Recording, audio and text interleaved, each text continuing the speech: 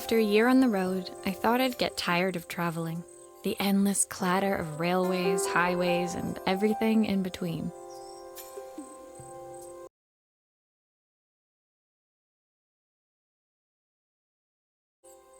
But as my train pulled into the station at Bellariva, I felt every bit as excited as the first day of my journey. A whole year. It felt like a lifetime. The places I'd seen, the people I'd met, of course, the forgotten treasures I'd given a new lease of life along the way. I'm a restorer by trade. Bringing our most beloved possessions back to life is what I love to do. I'd been traveling for months, working my way from one town to the next, fixing everything from family heirlooms to VCRs. Bellariva was my chance to take a break. Unfortunately, that would have to wait until after I'd unpacked.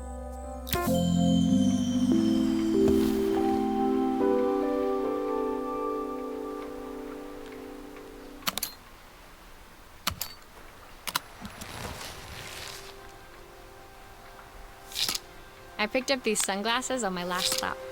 Hopefully I'm cool enough to pull them off.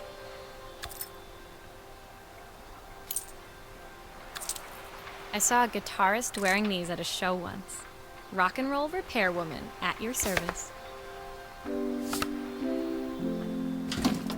The tools of my trade. No hope of restoring things without these.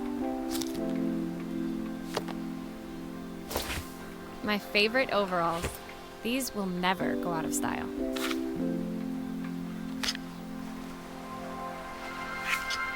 Looking forward to taking more close-ups of my fingers with this.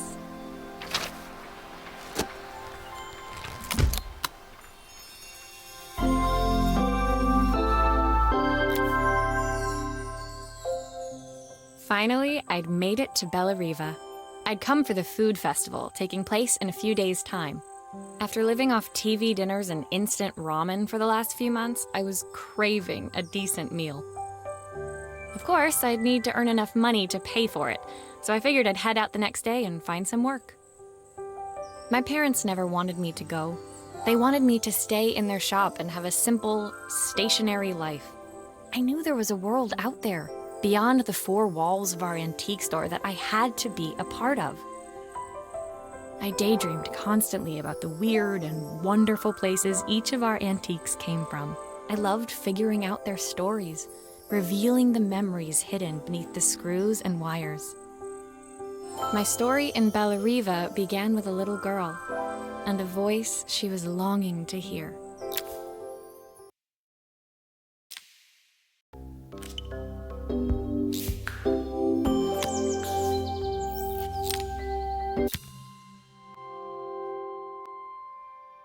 It was my first morning in Bellariva, and I couldn't wait to leave my hotel and explore. It was a quiet town, its streets and alleyways basking peacefully in the hot morning sun. In the main square, meanwhile, preparations were underway for the festival in a few days' time. As I handed out my flyers, I wondered what the people of Bellariva would need me to fix. So far, everything here seemed perfect. I was starting to worry I'd made a mistake when I felt someone tapping me on the back. Hi, I'm Izzy. Do you know how to fix things? It was a little girl, maybe 7 years old, who must have gotten hold of one of my flyers. She rummaged around in her backpack until she hauled out a battered red cassette deck. My tape is broken and I can't make it work anymore. I tried to fix it myself, but there's this metal thing in the way. Can you try?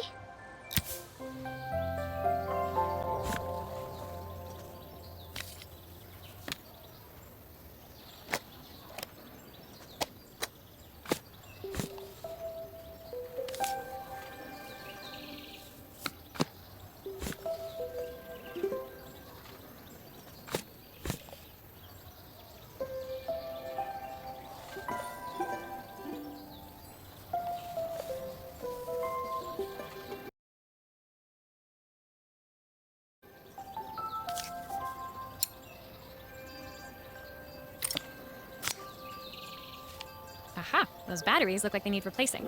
Luckily, I have some spares.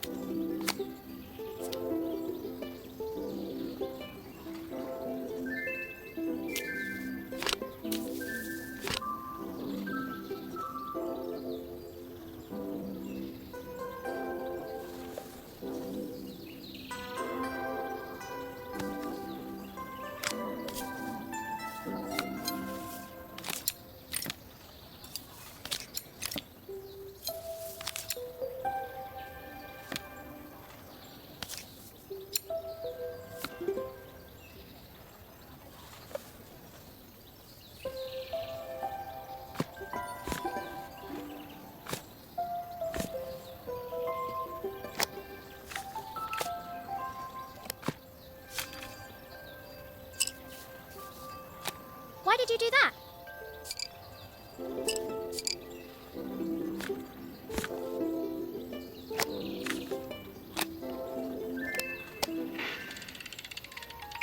Will you dream a dream for me?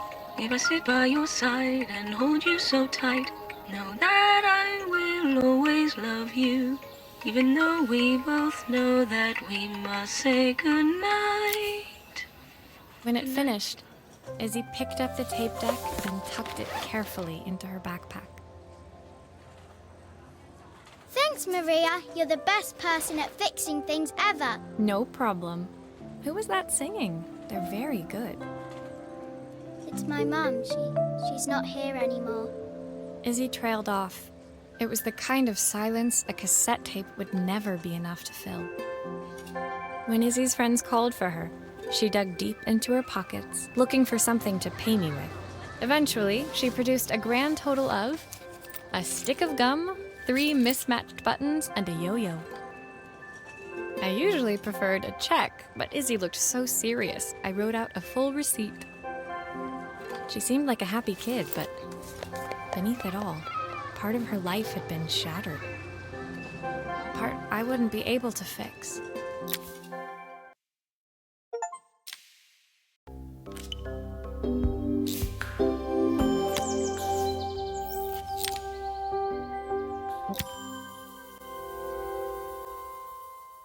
My first repair complete, I spent the rest of the day doing small jobs in and around the square. I was exhausted when I got back to my hotel and found a message asking me to make one more visit. The address led me to a quaint little house, a stone's throw from the beach. Bathed in the evening light, it looked beautiful, in spite of its flaking paintwork and chipped tiles. The front door was opened by a harried-looking man, still dressed from a long day at the office. Are you Maria? My name's Joseph. I'm Isabel's father. I'm so sorry she bothered you this morning. Please, come in. I'd like to settle up properly. On the mantelpiece, I saw the remains of a broken statue. Without thinking, I picked... Ah, my father's statue. What's left of it? I'm so sorry she bothered you this morning. Please, come in. I'd like to settle up properly. On the mantelpiece, I saw the remains of a broken statue. Without thinking, I picked up a fragment. Ah, my father's statue. What's left of it, at least. Yet another way I'd have disappointed him. It survived 100 years in this family. But 5 minutes with Isabel and... Do you think you can salvage it?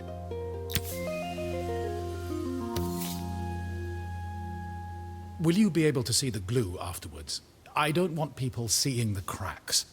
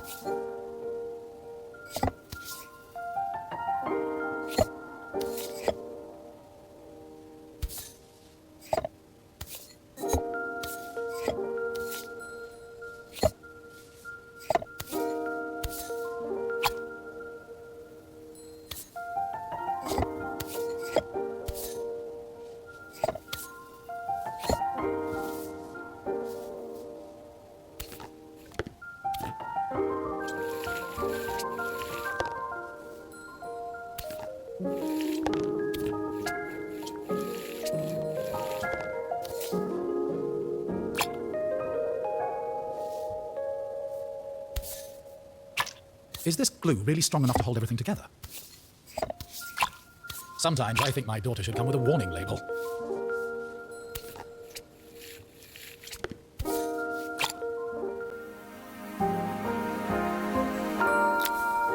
Thank you, Maria.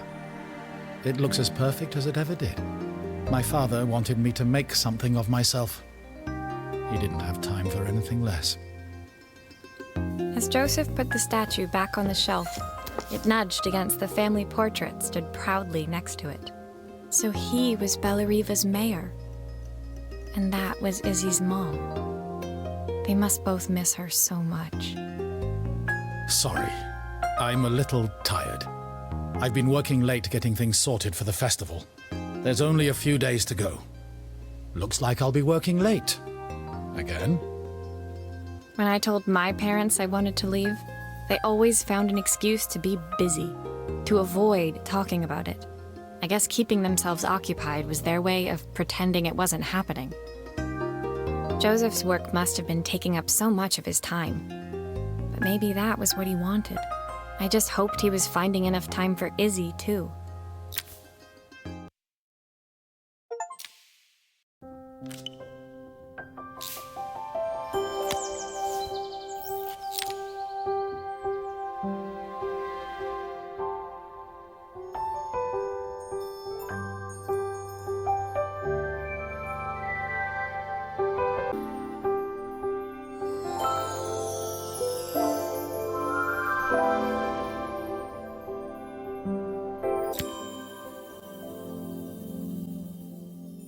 My second day in Bellariva dawned bright and clear, another beautiful sunny morning. Walking into town, I passed cafes overflowing with customers cradling their morning coffees. I stopped, breathing in the smell of roasted coffee beans and freshly baked pastries. I was about to go inside when the owner of Carmen's, the cafe next door, stopped me. Hello, Maria? Were you here yesterday handing out flyers? I have a job for you. Her place was petite, tucked between its competitors as if hoping they wouldn't notice. Judging by the empty tables inside, though, her potential customers hadn't noticed it either. It's a bit slow today, but we're just getting started. I'm sure it'll pick up soon. As Carmen chatted, she walked over to the counter and returned with an old rotary phone. At least I've got plenty of time to practice my recipe for the festival.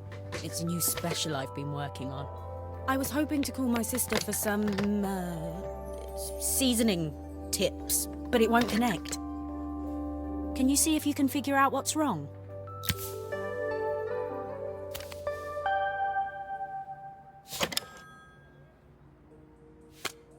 You can fix it, can't you? I can't afford to replace it.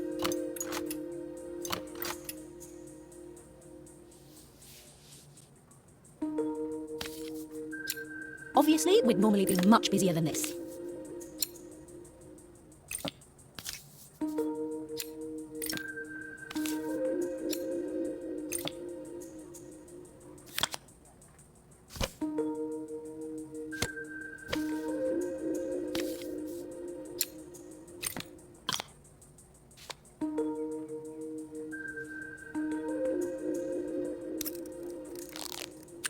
These connections aren't quite right.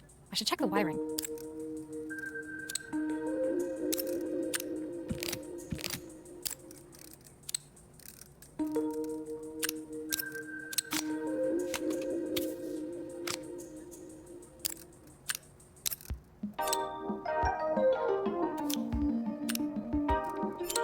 Looks like this new circuit board is all hooked up.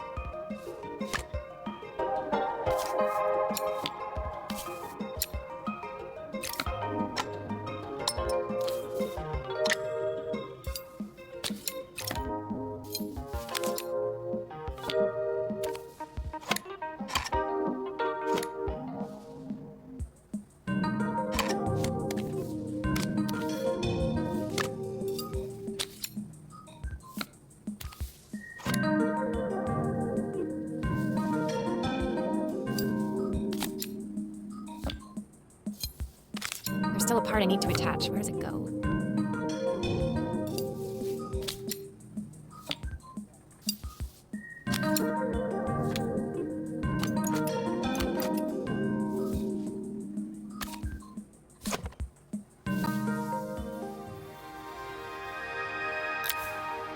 When I handed the phone back to Carmen, she seemed almost reluctant to take it from me. So it's all working now, is it? I don't have to leave it to dry or let it cool down? Nope, it's ready to go. It'll be ringing off the hook in no time. That's if I can pay my phone bill, anyway. And the rent, and the suppliers. Anyway, take a seat and I'll be right with you. Your coffee's on the house.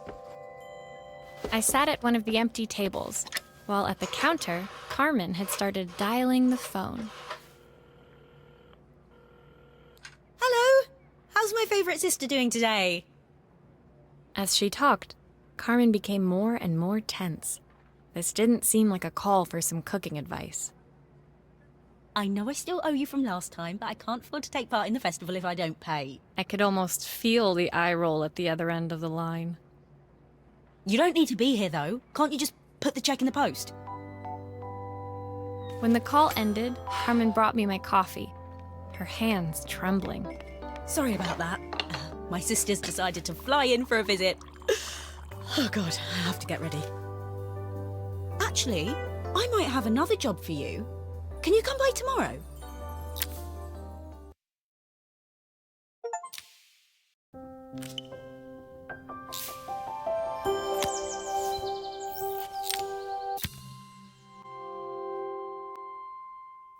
The next day, I'd promised Carmen I'd return to help her get the cafe ready for her sister's arrival. I was about to set out when I received an unexpected call from my hotel's reception desk. Apparently, another guest had asked for me by name. Curious, I took the creaking elevator up to the top floor and made my way to the room number they'd given. I knocked. Are you here about the camera? It's about time. The woman in front of me was immaculate. Not a hair out of place or a crease to be seen.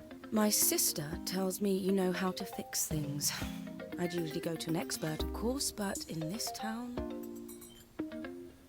So this was Carmen's sister? The two of them couldn't have been more different. Inside her room, I saw a beautiful reflex camera, any professional photographer's dream. The viewfinder is completely dark. I can't see anything through it at all. I assume you can figure out what's wrong.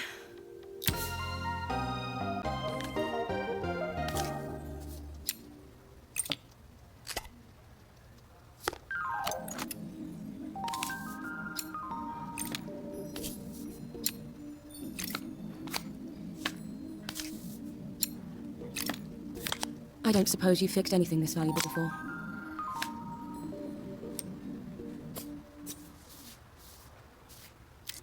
If I used the screwdriver, I could adjust the angle of the mirror.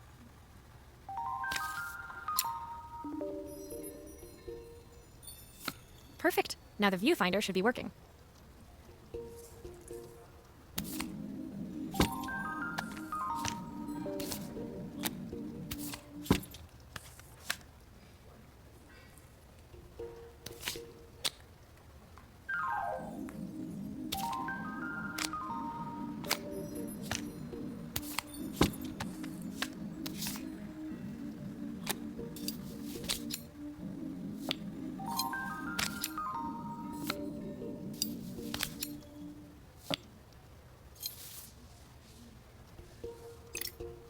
There's still a part I need to attach. Where does it go?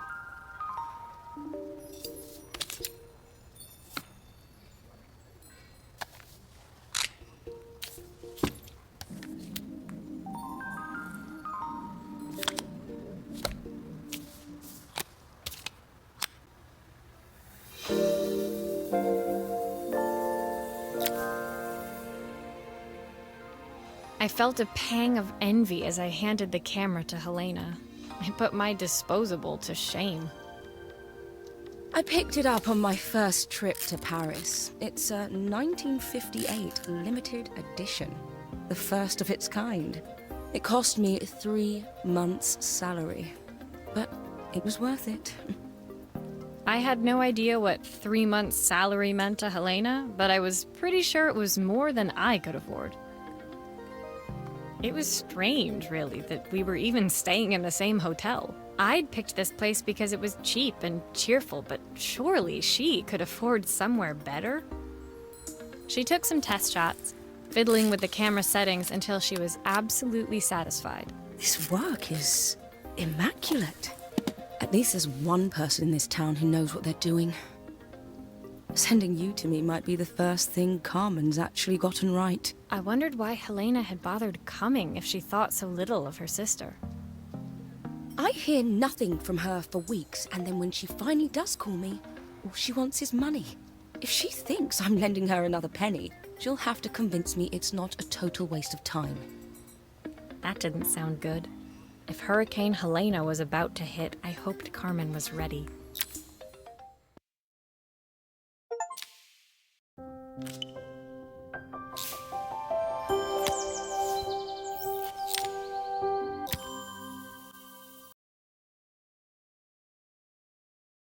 Riva by the time I reached Carmen's cafe. From the outside, it looked as quiet as ever, but inside, I found Carmen cleaning like her life depended on it. Maria! Oh, don't mind all of this. If Helena finds one speck of dust in here, I'll never hear the end of it. Carmen seemed pleased to see me, but I sensed the fidgeting tension beneath each sweep of her mop. Trying to live up to the standards of someone like Helena seemed like an impossible task. I hope you didn't mind fixing the camera for her. She was furious when it broke. I really need this to go well. If she doesn't lend me the money, I don't know how long I can keep this place going. Carmen led me to a back room, where she'd laid out the components of what looked like a neon sign. I had this made when I first opened the cafe, but I'm hopeless with electronics. So there was supposed to be a sign outside. This might explain the lack of customers. I'd like to put it up before Helena gets here. Can you give it a try?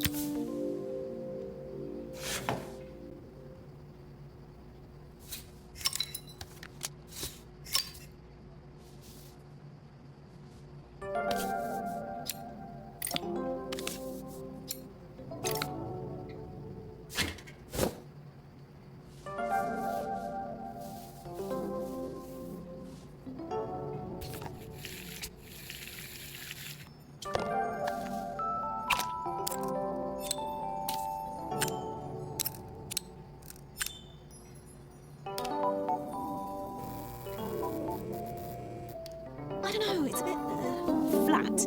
Maybe if it flashes, it'll really catch people's eye. Great idea. I think I have a spare part that could do that.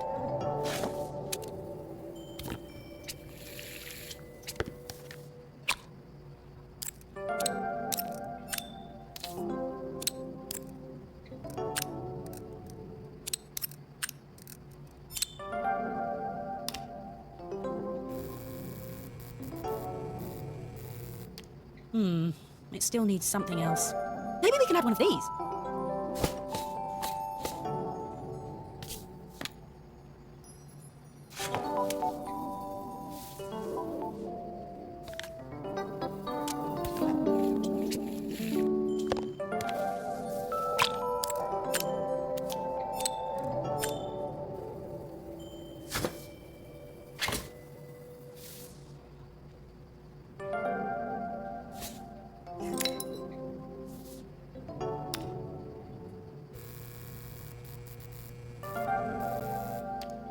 It works! I'll screw everything together again and you'll be set.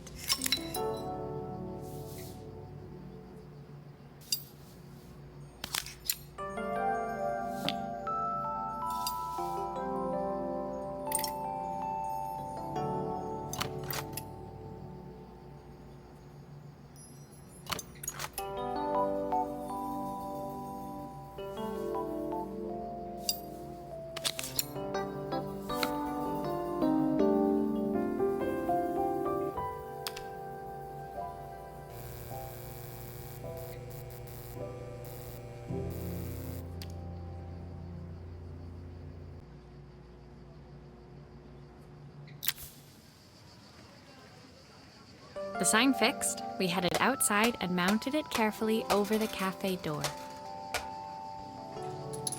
Oh, that's perfect, Maria. It looks just how I imagined it. When I had this sign made, it all seemed so simple. Oh, I can't believe I might have to give it all up. I hope I've done enough.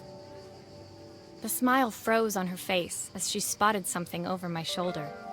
I turned to see. Of course, my sister owns the only cafe in this entire town that isn't actually open. For better or worse, Helena had arrived. Carmen opened her mouth to explain, but Helena swept indifferently past her. Finally pausing in the doorway, she turned back towards Carmen. The first thing we're doing is getting rid of that hideous sign. And with that, she disappeared inside. I hoped Carmen's chances of saving the cafe hadn't disappeared with her.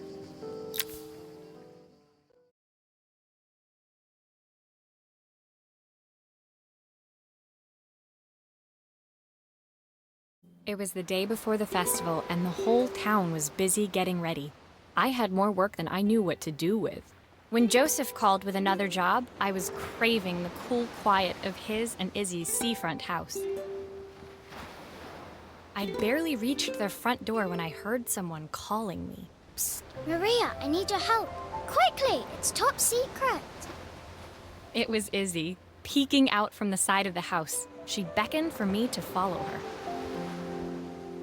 She led me through to a beautiful, unruly garden overflowing with flowers of every color. Nestled among them was a playhouse, its doorway almost completely obscured by a towering rose bush. You have to squeeze past it and breathe in real small, like this. Izzy took in a big gulp of air and crawled through the gap and into the playhouse. I hadn't planned on crawling in the dirt today, but the life of a repairwoman never did run smooth. On the table inside, there was an electronic toy. Not exactly the usual stock in my parents' antique shop. I had an accident. I didn't do it on purpose or anything, but it won't turn on anymore. Can you fix it for me?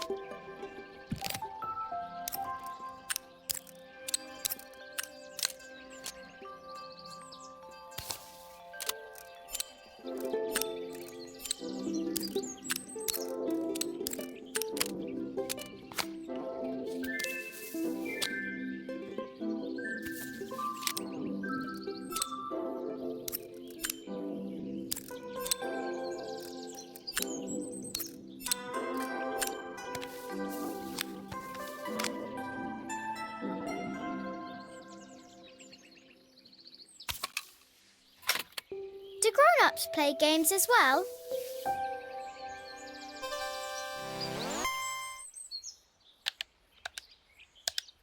Can you show me how to play? I tried before, but it was so hard.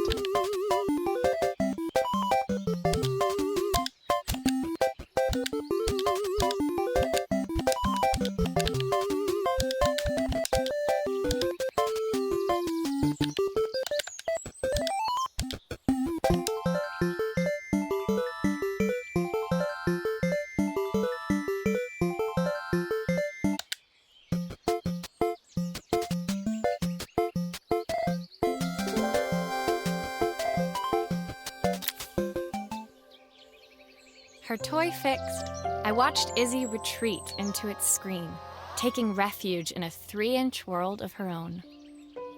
Well, I'd better head inside. Your dad is waiting for me. Please don't tell him about the game. He'll think I broke it on purpose. Why would he think that? Because, well, I kind of dropped it really hard at the wall. Izzy looked down, scuffing her shoes on the worn floor of the playhouse. My dad said I had to go to this stupid festival tomorrow and put on a stupid dress, and I don't want to. All he cares about is working. He never wants to see me unless it's for his job. I'm not going. He can't make me. With that, Izzy dove back through the rosebush and disappeared into the wilds of the garden. She was so young. She couldn't be expected to see that her dad was struggling too. It made me think, had I really tried hard enough to understand my parents' point of view? I was so focused on the adventures ahead of me. Maybe I didn't care enough about leaving them behind.